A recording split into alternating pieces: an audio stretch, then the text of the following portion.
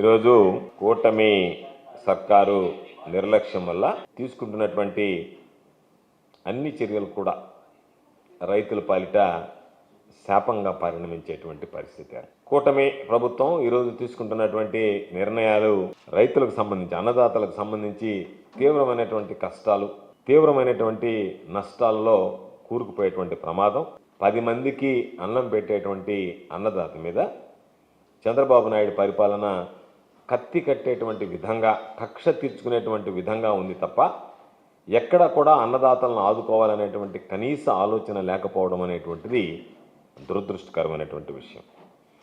ఈరోజు రైతులను పట్టించుకోకుండా నిర్లక్ష్యం ప్రదర్శించడంతో పాటు ఇచ్చినటువంటి ఒక్క హామీ కూడా నిలబెట్టుకోకుండా రైతులను అనేక రకాలైనటువంటి ముప్పతిప్పలకి గురి చేసేటువంటి పరిస్థితి. పంటలకి గిట్టుబాటు ధర లేదు.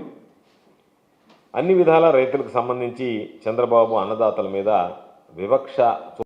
ఈరోజు ఒకసారి ఆలోచన చేస్తే ఈ దేశంలోనే కాకుండా ప్రపంచంలోనే ఒక బ్రహ్మాండమైనటువంటి వ్యవస్థ రైతు కేంద్రాలను స్థాపించడం. భారతదేశానికి స్వాతంత్రం వచ్చిన తర్వాత ఎన్ని సంవత్సరాలుగా అనేక మంది ముఖ్యమంత్రులు పనిచేశారు, అనేక ప్రభుత్వాలు పనిచేశాయి. ఏకైక లక్ష్యంగా, ఏకైక మార్గంగా ఈరోజు ఆ రైతు భరోసా కేంద్రాలను ఏర్పాటు చేయడం జరిగింది. ఈరోజు చూస్తే గతంలో ప్రతి ఒక్కటి రైతు భరోసా కేంద్రాల ద్వారానే సరఫరా చేసేటువంటి పరిస్థితి ఉండేది. ఈరోజు వాటిని నిర్వీర్యం చేస్తూ విత్తనాలకి ఎత్తలబడుతున్నారు. పురుగు మందులు కావాలన్నా, ఎరువులు కావాలన్నా అనేక రకాలైనటువంటి ఇబ్బందులు పడుతున్నారు. ఆర్బీకేకి సంబంధించినటువంటి వ్యవస్థ ఆగిపోవడంతో పూర్తిగా ఈరోజు దానికి సంబంధించి రైతులకి అగచాట్లు తప్పేటువంటి పరిస్థితి లేదు. రాష్ట్ర ప్రభుత్వం కూడా ఈరోజు దాని మీద వివరణ ఇవ్వడం జరిగింది. మేము ఈరోజు దానికి సంబంధించి రేషనలైజ్ చేస్తున్నాం, కాబట్టి రైతు భరోసా కేంద్రాలను క్లబ్ చేస్తున్నాం, క్లస్టర్ వైజు వాటిని అరేంజ్ చేస్తున్నాం అని చెప్పి అంటే దాని ఉద్దేశం చెప్పకనే చెప్తున్నది రైతు భరోసా కేంద్రాలను ఎత్తేస్తున్నాం, నిర్వీర్యం చేస్తున్నాం అనేటువంటిది. ఈరోజు ఒక్కసారి చూస్తే రైతులకు సంబంధించి ఈరోజు చంద్రబాబు ప్రభుత్వం వచ్చిన తర్వాత గిట్టుబాటు ధర ఇవ్వలేకపోయింది. గతంలో రైతు భరోసా కేంద్రాల ద్వారానే కొనుగోలు చేసేటువంటి పరిస్థితి ఉండేది. సులభతరంగా ఆ రోజు రైతులకు సంబంధించి ఈ ధాన్యాన్ని కానీ ఉన్నటువంటి పంటలను కానీ సేకరించేటువంటి ప్రక్రియ ఉండేది. ఈరోజు ఉదాహరణకి నెల్లూరు జిల్లాకు సంబంధించి లేట్ ఖరీఫ్ ఈ సీజన్లో ఇప్పుడిప్పుడే ధాన్యానికి సంబంధించినటువంటి కోతలు ప్రారంభమయ్యాయి. 2-3 రోజులుగా కోతలు ప్రారంభమయ్యాయి. బహుశా రాబోయేటువంటి రోజుల్లో అవి కాస్త ఉధృతంగా వెళ్ళేటువంటి పరిస్థితి ఏర్పడుతుంది. ఈరోజు దానికి సంబంధించి ఒక్కసారి చూస్తే ఎంత దారుణమైనటువంటి పరిస్థితులు ఉన్నాయంటే, ఒక పక్క దిగుబడి తగ్గిపోయింది. దాదాపుగా మనం 850 కేజీలని పుట్టి అని పిలుస్తాం. నెల్లూరులో పుట్టి లెక్కన ధాన్యాన్ని అమ్మకాలు చేస్తారు. అటువంటి ఆ పుట్టికి సంబంధించినటువంటి దాంట్లో సాధారణంగా 4 పుట్లు దిగుబడి వచ్చేటువంటిది 4.5 కూడా అయ్యేటువంటి పరిస్థితి నెల్లూరు జిల్లాకు సంబంధించి. అటువంటిది 2.5 పుట్లకి పడిపోయింది ఈరోజు పాపం. అంటే రైతులకి దీనమైనటువంటి దారుణమైనటువంటి పరిస్థితులకు చేరుకున్నారు. గతంలో ఇదే సీజన్లో వైఎస్ఆర్ కాంగ్రెస్ పార్టీ ప్రభుత్వం అధికారంలో ఉంది. పుట్టి ధాన్యం నెల్లూరులో 25,000 రూపాయలు అమ్మదు.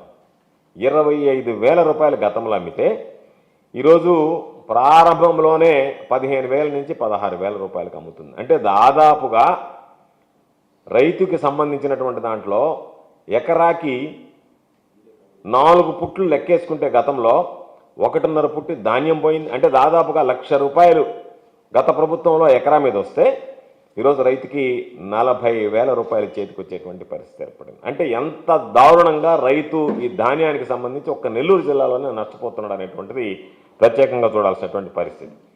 దాని మీద సమీక్షలు ఏం జరగలేదు. జాయింట్ కలెక్టర్ గారు ఏదో ఒక రోజు పెట్టి 300 ధాన్యం కొనుగోలు కేంద్రాలు ఏర్పాటు చేశామని చెప్పారు. ఎక్కడ ధాన్యం కొనుగోలు కేంద్రాలు ఏర్పాటు చేశారు? ఏ విధంగా మీరు ధాన్యం కొనుగోలు కేంద్రాలు ఏర్పాటు చేశారు? దానికి సంబంధించి మీ దగ్గర ఉన్నటువంటి వ్యవస్థలేమి? ఏమీ లేవు. 300 ధాన్యం కొనుగోలు కేంద్రాలు ఏర్పాటు చేస్తున్నాం అని చెప్పి పేపర్ మీద ఇచ్చి చంద్రబాబు నాయుడు ఏ విధంగా అయితే సెక్రటేరియట్లో కూర్చొని అంత బ్రహ్మాండంగా ఉందంటాడో అదే స్థాయిలో జిల్లా కలెక్టరేట్లు కూడా తయారైపోయాయి. జాయింట్ కలెక్టర్ గారు 300 ధాన్యం కొనుగోలు కేంద్రాలు ఇచ్చామని చెప్పాడు. ఆ 300 ధాన్యం కొనుగోలు కేంద్రాలు ఎక్కడ పెట్టారు? వాళ్ళకి సంబంధించి ఎన్ని గన్నీ బ్యాగులు ఇచ్చారు? ఎంతమంది లేబర్ సౌకర్యం ఏర్పాటు చేశారు? ట్రాన్స్పోర్ట్కి సంబంధించి దాన్ని తరలించడానికి ఎటువంటి రవాణా ఏర్పాట్లు చేశారు? ఏమీ లేదు. మాట మాత్రం 300 ధాన్యం కొనుగోలు కేంద్రాలు ఏర్పాటు చేశామని చెప్పి చేతులు తుడుచుకుని వెళ్ళిపోవడం తప్ప ఎక్కడా దాని మీద చిత్తశుద్ధి లేదు. దానికి సంబంధించి ఈరోజు పాపం రైతులను ఆదుకోవాలనేటువంటి ఆలోచన లేదు. రైతులు ఈరోజు కంటికి కడివడి వచ్చేటువంటి పరిస్థితి ఏర్పడింది. కారణం ఏమిటి అంటే గతంలో ₹1,00,000 చేతికి తీసుకున్నటువంటి రైతు ఫలసాయం ద్వారా 40,000 రూపాయలకి ఈరోజు పడిపోయింది. కాబట్టి అటువంటి పరిస్థితుల్లో రైతులను ఏ విధంగా ఆదుకోవాలనేటువంటి ఆలోచన చేయకుండా, కనీస మద్దతు ధర కూడా రైతుకు అందించేటువంటి ఏర్పాటు చేయకుండా ఈరోజు మీరు ఇష్టారాజ్యంగా వ్యవహరించడం అనేటువంటిది ఇంతకన్నా దారుణమైనటువంటి పరిస్థితి. రైతుల పట్ల ఇంత కక్ష పూరిత ధోరణితో వ్యవహరించాల్సినటువంటి అవసరం బహుశా ఎప్పుడు ఉండదు. ఏ ప్రభుత్వం కూడా ఇంత దారుణంగా పనిచేసినటువంటి ప్రభుత్వం అది ఎప్పుడైనా సరే ఇటువంటిది జరిగింది అంటే అది కేవలం చంద్రబాబు నాయుడు ముఖ్యమంత్రిగా ఉన్నప్పుడే రైతులకు సంబంధించి వాళ్ళు అన్ని రకాల ఇబ్బందులు ఎదుర్కోవాల్సినటువంటి అధోగతి పాలు కావాల్సినటువంటి అవసరం ఏర్పడుతుంది.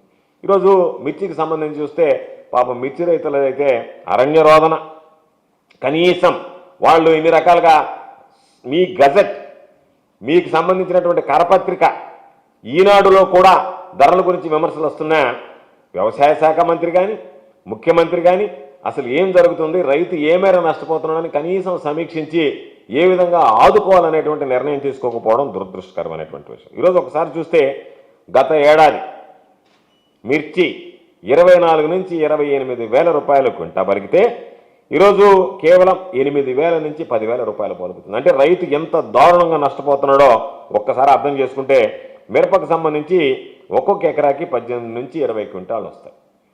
8,000 నుంచి 10,000 రూపాయలు ఈరోజు క్వింటాల్ రేటు పలికేటువంటి పరిస్థితి ఏర్పడింది. అంటే దాదాపుగా ఎకరాకి సంబంధించి రైతు 3 లక్షల రూపాయలు ఖర్చు చేస్తే ఈరోజు చేతికొచ్చేటువంటి ఫలితం చూస్తే 1.5 లక్ష రూపాయలు చేతికొస్తే రైతు పాపం 1.5 లక్ష ఎకరానికి నష్టపోయేటువంటి పరిస్థితి ఏర్పడింది మిర్చి రైతు. దాదాపుగా 4 లక్షల ఎకరాలు ఈరోజు ఆంధ్ర రాష్ట్రంలో వేస్తే 6,000 కోట్ల రూపాయల మేర ఒక్క మిర్చి రైతు నష్టపోయేటువంటి ప్రమాదం ఏర్పడింది. దాని గురించి పట్టించుకునేటువంటి నాదుడు లేడు, పట్టించుకోవాల్సినటువంటి అవసరమే లేదన్నట్టుగా భావించేటువంటి పరిస్థితి ఏర్పడింది. కంది రైతుల పరిస్థితి అయితే కనీస మద్దతు ధర 7,600 రూపాయలు ఉంటే ఈరోజు 5,000, 5,500 రూపాయలకి కొనుగోలు జరుగుతున్నాయి. అంటే 1 లక్షం, ఇదిగో ఇన్ని టన్నులు మేము సేకరిస్తామని చెప్పి లక్ష్యం తప్ప ఎక్కడ సేకరించినటువంటి పరిస్థితులు, సేకరించేటువంటి ఆ అలవాటే చంద్రబాబు నాయుడుకి లేదు. ఎప్పుడు రైతులను ఆదుకోవాలనేటువంటి అలవాటే లేదు, కేవలం పత్రికలకి ప్రకటనలకి పరిమితం కావడం తప్ప. అదేవిధంగా ఈరోజు పాపం మేమున్నప్పుడు సుబాబులకి సంబంధించి జామాయిలకు సంబంధించి కొద్దిగా రేట్లు పడిపోతే వెంటనే ముఖ్యమంత్రి గారు ఆ రోజు నేను వ్యవసాయ శాఖ మంత్రిగా ఉంటే పిలిచి మీరు ఏం చేస్తారో నాకు తెలియదు, యాజమాన్యాన్ని పిలిపించి కనీసం రేటు పడిపోకుండా రైతులకి గిట్టుబాటు ధర కల్పించండి అని చెప్పి ఆ రోజు ఆదేశాలు జారీ చేయడం జరిగింది. కూర్చోబెట్టి మాట్లాడి ఆ రేట్లకు సంబంధించి రైతులను ఆదుకోవడానికి అన్ని రకాలైనటువంటి చర్యలు తీసుకున్నాం. ఈరోజు పరిస్థితి మెరుగుపడింది, కొత్త కొత్త పరిశ్రమలు వచ్చాయి, సుబాబులకు సంబంధించి జామాయిలకు సంబంధించి అవసరం ఉంది.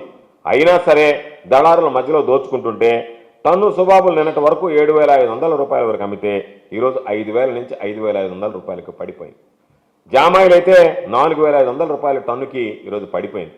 అంటే దాని అర్థం ఏమిటంటే మీరు చేస్తున్నటువంటి పని ఏమిటి అంటే ఈరోజు ఏది పట్టించుకోదు ఈ ప్రభుత్వం, మనం దోచుకోవచ్చు అనేటువంటి ఆలోచన దళారులకు కలిగింది కాబట్టి, రైస్ మిల్లర్లకు కలిగింది కాబట్టి ఈరోజు వాళ్ళు ఇష్ట ప్రకారం దోచుకుంటున్నారు.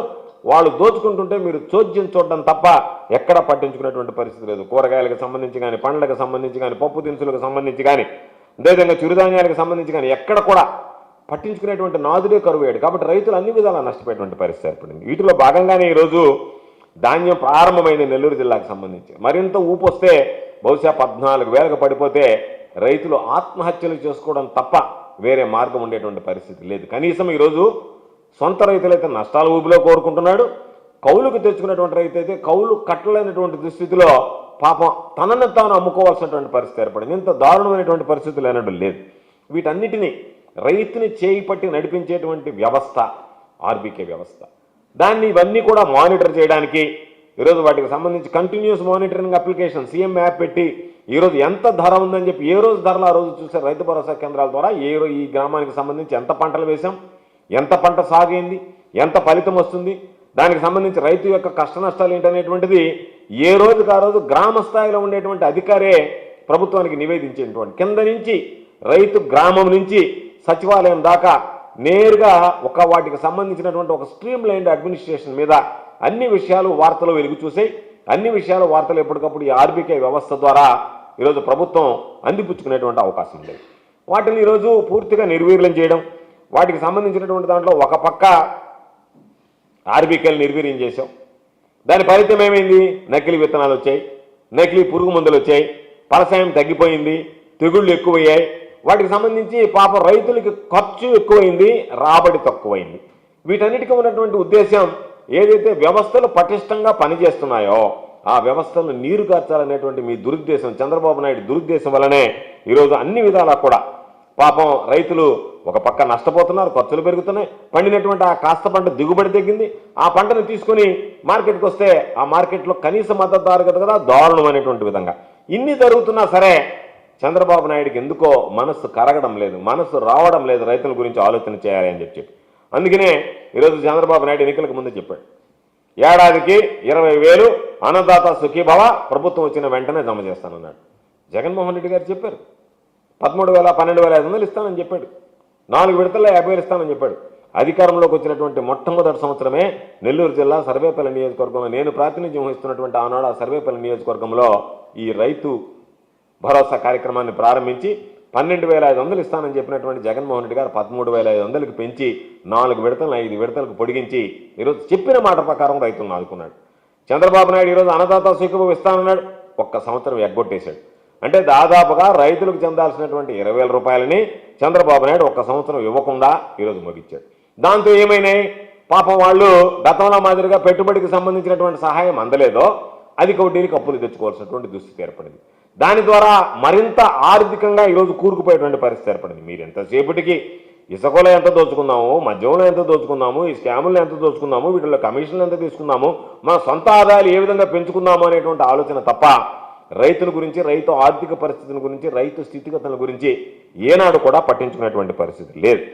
అటువంటి రోజుల్లో మనం ఒక్కసారి చూస్తే మీకు ఎందుకు మనసు వచ్చిందో రైతు భరోసా కేంద్రాలు అనేటువంటి మూసేయాలనేటువంటిది అర్థం కావడం లేదు. కానీ గతంలో రైతులు ఉండేవి కాదు. ఎక్కడన్నా ఏదన్నా సమస్య వస్తే వెంటనే ప్రభుత్వం దృష్టికి వచ్చేది, ప్రభుత్వం వెంటనే చర్యలు తీసుకునేది.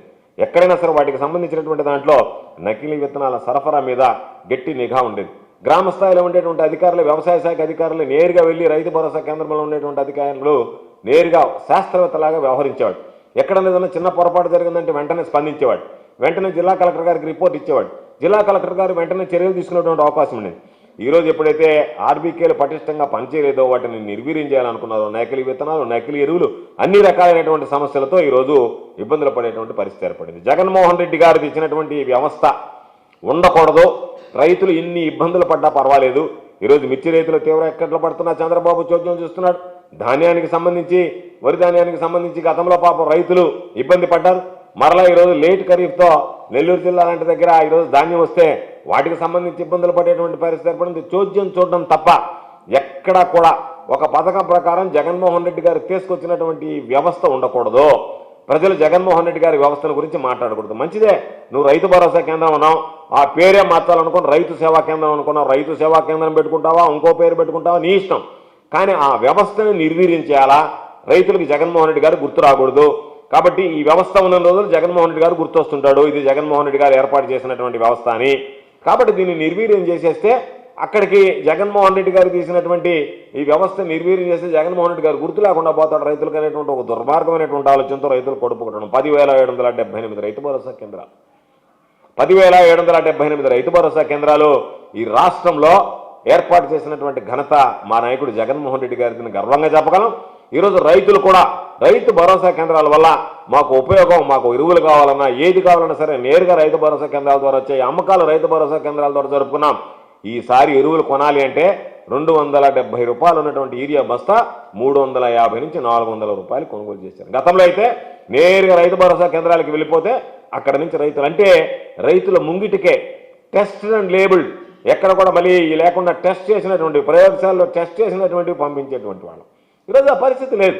ఎవడి పాటి కొడుకు కాకపోతే పాపం ఈరోజు పంట దిగుబడి తగ్గిపోయిందని 3 ఇంచులకే మామూలుగా వెను తీస్తుందని చెప్పి కిందనే పంట పెరగకుండానే ఈరోజు గంట కడుతుందని రకరకాలైనటువంటి సమస్యలు వస్తున్నాయి.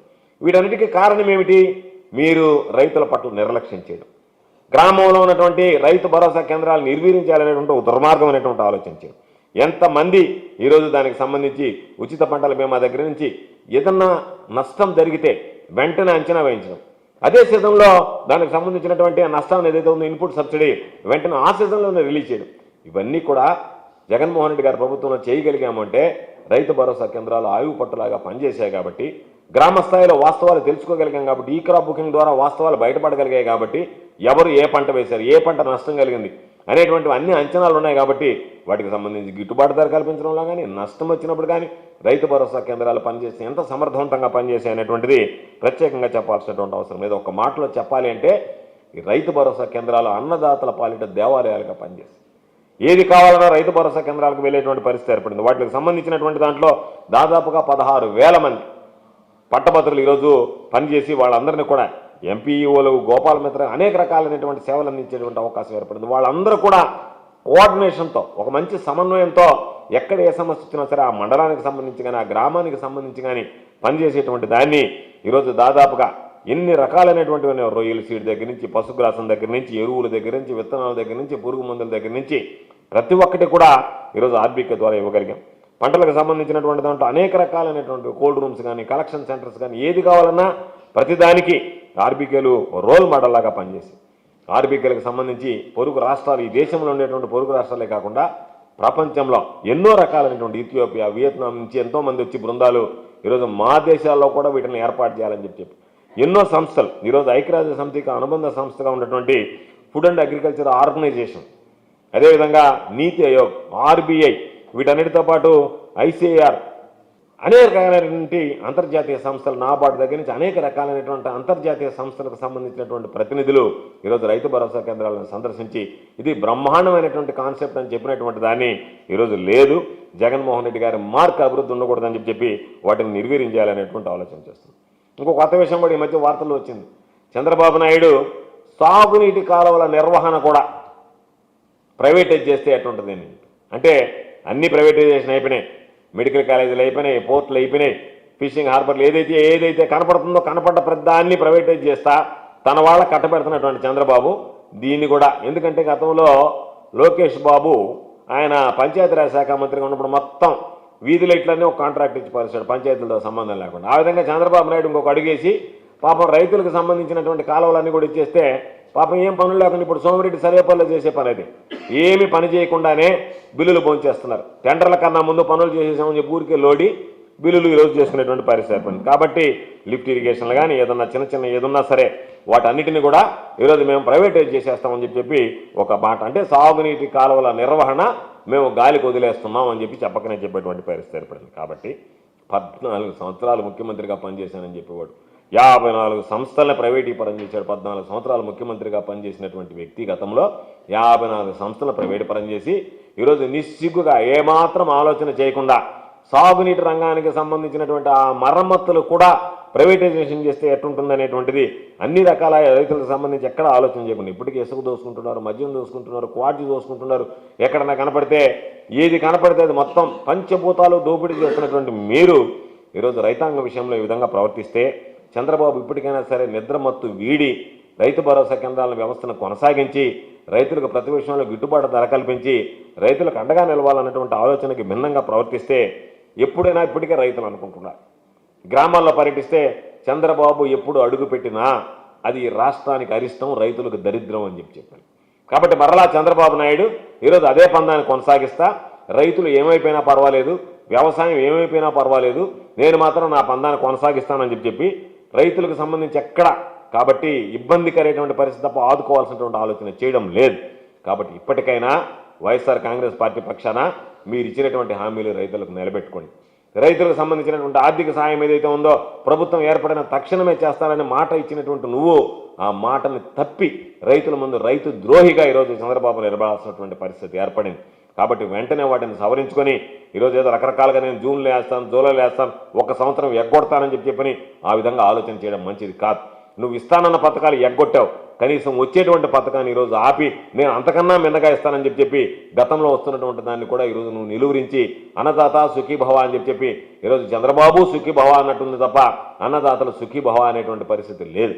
కాబట్టి దానికి సంబంధించి ఇచ్చినటువంటి హామీని నిలబెట్టుకోవాలని, రైతులకు సంబంధించి ఏదైతే ఒక వ్యవస్థ బ్రహ్మాండంగా పనిచేస్తుందో అన్ని రకాల రైతు భరోసా కేంద్రాలని ఆ వ్యవస్థను కొనసాగించాలని, దానితో పాటు రైతులకు గిట్టుబాటు ధర కల్పించేటువంటి అంశాన్ని చంద్రబాబు నాయుడు సమీక్షించి పరిశీలించి రైతులను ఆదుకునేటువంటి విధంగా చర్యలు తీసుకోవాలని చెప్పి కోరుతున్నాం. ఎందుకంటే ఈరోజు విచ్చలవిడి అయిపోయింది, దోపిడీ అయిపోయింది. ఎందుకు దోపిడీ అన్నామంటే ఈరోజు నెల్లూరు జిల్లాకు సంబంధించి వరికుంటపాడులో ఈరోజు అగ్రిగోల్డ్ భూముల్లో వాటికి సంబంధించి అంటే దొంగతనం చేశారు, దొంగతనంగా దోపిడీ చేసుకున్నారని చెప్పి అగ్రిగోల్డ్ భూముల్ని ప్రభుత్వం జప్తు చేసింది. ఆ భూమిలో దొంగలు పడ్డారు. ఇప్పుడు అన్ని పత్రికలు రాశాయి. జిల్లా కలెక్టర్ గారిలో ఏమీ చలనం కనిపించడం లేదు, జిల్లా అధికార యంత్రాంగం ఏమీ పట్టించుకోవటం లేదు. అంటే అగ్రిగోల్డ్ బాధితులు ఉంటే ఆ బాధితులకు సంబంధించి అగ్రిగోల్డ్ దోపిడీ చేసిందని చెప్పి వాళ్ళ భూముల్ని ప్రభుత్వం స్వాధీనం చేసుకుంటే ఆ స్వాధీనం చేసుకున్నటువంటి భూముల్లో ఉన్నటువంటి కలపని ఈరోజు జామాయిల్ని, యూకలిప్టస్ని ఇష్ట ప్రకారం అక్కడ ఉన్నటువంటి తెలుగుదేశం పార్టీ వాళ్ళు కర్ర కొట్టి లోడు తరలిస్తుంటే అన్ని పత్రికల్లో ఈనాడు దగ్గర నుంచి సాక్షి దగ్గర నుంచి కథనాలుగా వస్తే జిల్లా కలెక్టర్ గారు ఏమాత్రం పట్టించుకోకుండా ఎమ్మెల్యే దగ్గర నుంచి ఫోన్ వచ్చింది అంటే జిల్లా కలెక్టర్ గారికి వణుకు మొదలవుతుంది. కాబట్టి వెంటనే దాని గురించి పట్టించుకోకుండా కోట్ల రూపాయలకు సంబంధించినటువంటి ప్రజల సంపదని, ఆ బాధితుల సంపదని, వాళ్ళకి రావాల్సినటువంటి డబ్బుని, వాళ్ళకి జమ చేయాల్సినటువంటి డబ్బుని ఎవరో ఒకడు దోచుకుపోతుంటారు. తెలుగుదేశం పార్టీకి సంబంధించి ఈరోజు మీరు మిన్నకుండిపోతున్నారు. ఇటువంటి అరాచకాలు తప్ప ఎక్కడ కూడా అభివృద్ధి కానీ సంక్షేమం కానీ ప్రజలను ఆదుకోవాలనేటువంటి ఆలోచన, రైతులకు అండగా నిలవాలనేటువంటి ఆలోచన లేకపోవడం దౌర్భాగ్యం. కాబట్టి మీరు వెంటనే రైతులకు సంబంధించి ఏదైతే హామీలు ఇచ్చారో వాటిని నిలబెట్టుకోవాలి. రైతులు పండించినటువంటి పండ్లకు గిట్టుబాటు ధర ఇవ్వాలి, ఆ గిట్టుబాటు ధర కల్పించాలి. రైతులకు సంబంధించినటువంటి అన్ని రకాలైనటువంటి అండదండలు అందించాలంటే ఆర్బీకే వ్యవస్థను కొనసాగించాలని చెప్పి ఈరోజు మేము డిమాండ్ చేస్తూ తప్పనిసరిగా వైఎస్ఆర్ కాంగ్రెస్ పార్టీ ప్రభుత్వం ఇప్పటికే అన్నదాతలకు అండగా రాష్ట్ర స్థాయిలో ఒక కార్యక్రమాన్ని ఏర్పాటు చేశాం.